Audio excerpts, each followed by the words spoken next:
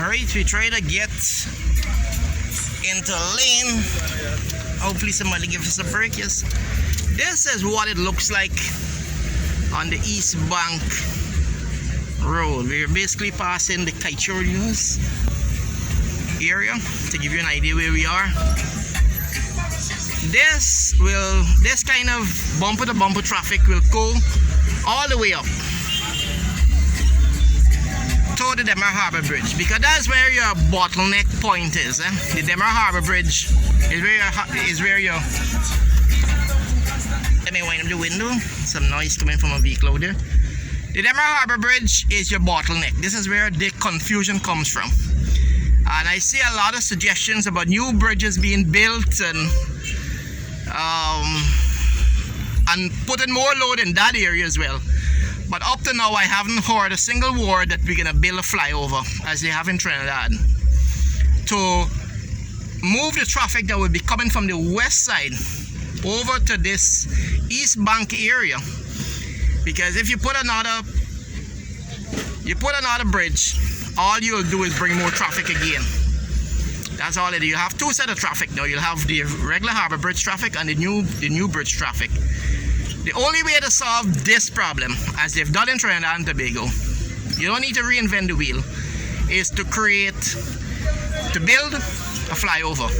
So the vehicles coming over the river, remember the trouble comes when the person's coming over the bridge and they want to go up to Suzaik, and they got to cross in front of the traffic that is coming down.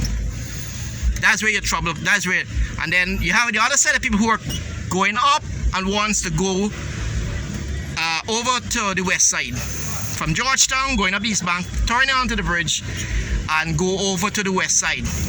That is where your trouble is. That is where the bottleneck is. And until you fix that, you can build 100 bridges to bring the traffic from the west side to the east side. Doesn't matter. It doesn't matter, because you'll still have that bottleneck, that crazy bottleneck that'll be built up every single time. A situation like here now, you got this bridge, you reduce a double lane to a single lane with a traffic barrier. Good for me, the guy in the back is allowing me through. I have to cut through here because I'm going back down to Georgetown. But that is where the trouble is. You see how suddenly it gets a little bit clearer there? Bottleneck. One person a policeman put in a barrier in the wrong location, suddenly you slow up traffic. And when it gets up the East Bank, it's even worse, because you got even more traffic happening there as well. I am heading back to Lombard Street, and I'll be going back to Kingston area and then up to the East Coast. But this is an idea of a place you haven't seen much of, because not a lot of people drive through here. If you can see, this is the Guyana Shipping Corporation, their wharf. That is now valued in the billions of US dollars, this complex. Billions of US dollars, because of the oil and gas industry that's in Guyana now.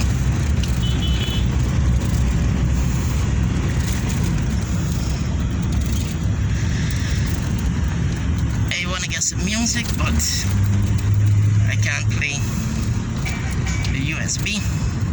SD, hopefully get some Guyanese music. There you go. Tulsi Prasad Limited,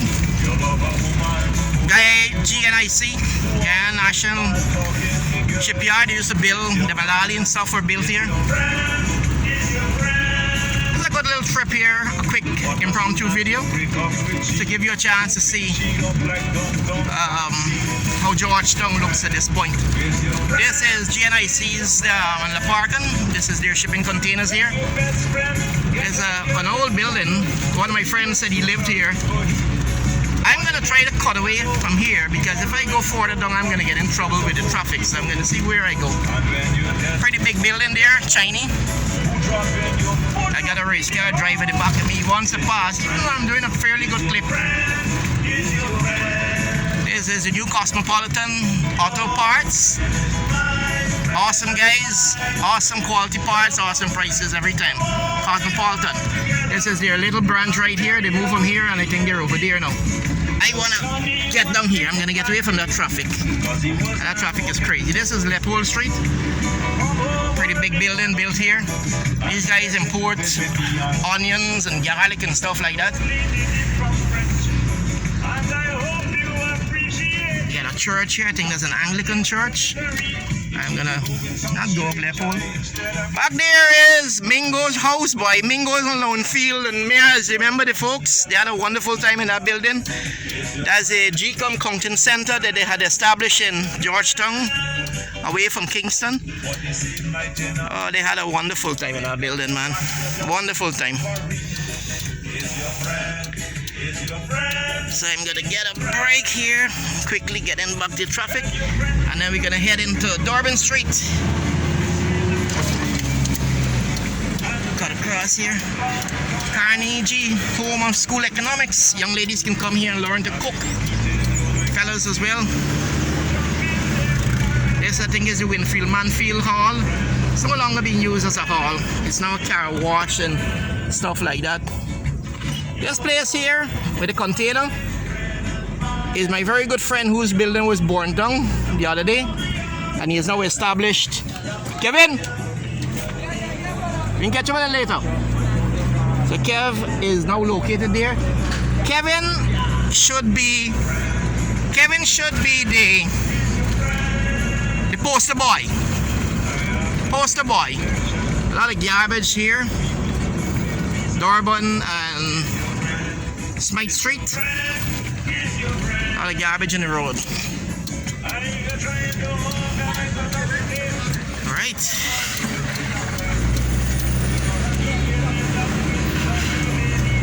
This is where I grew up as a kid, Smythe and Leopold.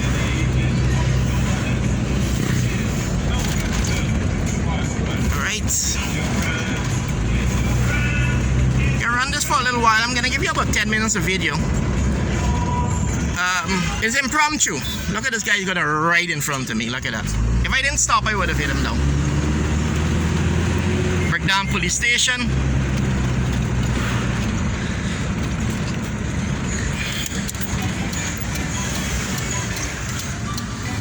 Breakdown. Get through a little sneak in here. Alright. I didn't walk with a tripod. I have a lovely tripod with a slight gimbal, but I didn't walk with it. This is just an impromptu video. This is the Ministry of Home Affairs. Mr. Robeson Ben, the minister in charge. They're doing some construction of something in the yard there. Hello to my friend Harry Gill, who works there. Honda, the Marks company. Marks dealership, BM Sold down the road here. This is a court, High Court. Further down that way, it is Starbuck Market.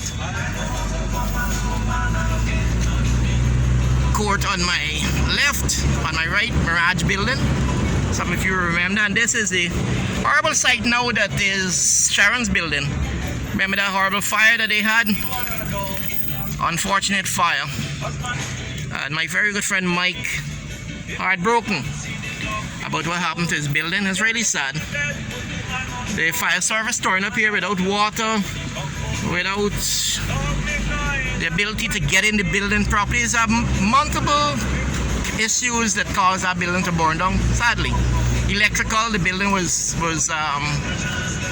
I think they found that it had some electrical flaws somewhere, combined with heavy security needed for Guyanese businesses to operate, otherwise they break into your building at night. Here, Regent Street. Regent Street here has a place, that place right there. That little snack, it got all kind of fancy Guyanese biscuits, nut crush and stuff like that. Afonso record bar for folks who would have been knowing Afonso's record bar. Just ahead, that is you're crossing over Rob Street here, by the way. That's Rob Street, Central Electronics. My good friend Raj Golden has a store there, Golden and Sons. This is the church, in pretty good shape.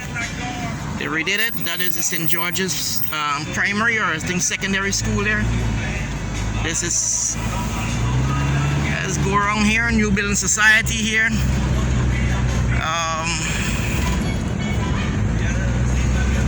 We're at the 10-minute mark. We can run it just a little bit more because the Hand in Hand Insurance Company that building is over 120 years old at least.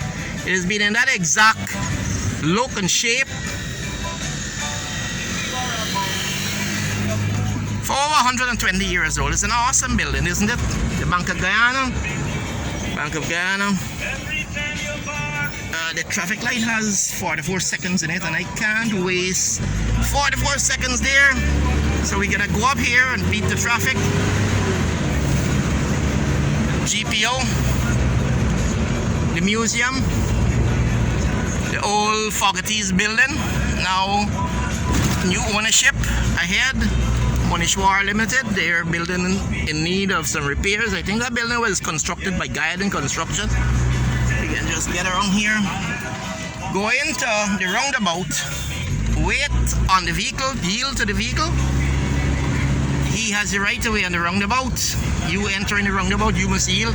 I'm going to give you a chance to see the transformation of Water Street. This is Water Street. And you can get a chance to see this is National Hardware. And that building there belongs to National Hardware as well. They got a couple of places here. But from here on, the oil barons, you're going to see the new look. The new look starting from here, which is owned by the Pandays. Oil people are in there.